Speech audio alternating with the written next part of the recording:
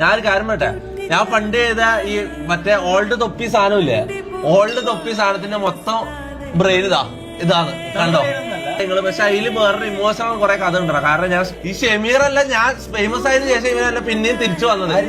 പക്ഷെ അസ്പാക്ക് ഉണ്ടല്ലോ മോനെ, ഡെയിലി ആ സമയത്ത് ഞാൻ ലൈവ് തുടങ്ങുമ്പോ ഉപ്പ വരാണ്ടിരിക്കണം. വൈകുന്നേരം ഞാൻ 4 മണിക്ക് സ്ട്രീം തുടങ്ങും. 6 മണിയാകുമ്പോ 7 മണി നമുക്ക് ഉപ്പ വരും. 8 മണി അതിന്റെ അടക്കം എന്തോ ഉപ്പ വരും. ഉപ്പ വരുമ്പോ സിഗ്നൽ തരുന്ന ആൾ ഇവനാണ് അസ്പാക്ക്. മനസ്സിലാ? അസ്പാക്ക് ഒച്ചയാക്കും. അല്ലെങ്കിൽ അസ്പാക്കിന്റെ വണ്ടി സ്റ്റാർട്ടാക്കിട്ട് സൗണ്ട് ആക്കും. മനസ്സിലാ?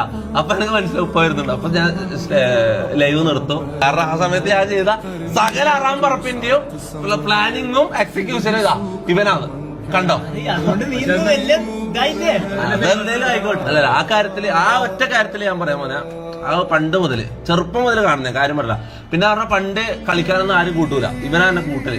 പണ്ട് കളിക്കാൻ കൂട്ടൂല ആര്. എനിക്ക് എന്റെ നാട്ടിൽ ഫ്രണ്ട്സിനെ കിട്ടിയിട്ടാണല്ലേ ഞാൻ പുറത്ത് പോയിട്ട്, എന്റെ നാട്ടിൽ നിന്ന് പുറത്താണ് ഷെമീർ മുനുവലുള്ള വേറെ നാടുണ്ട്, ഒരു 6 കിലോമീറ്റർ അപ്പുറത്ത്.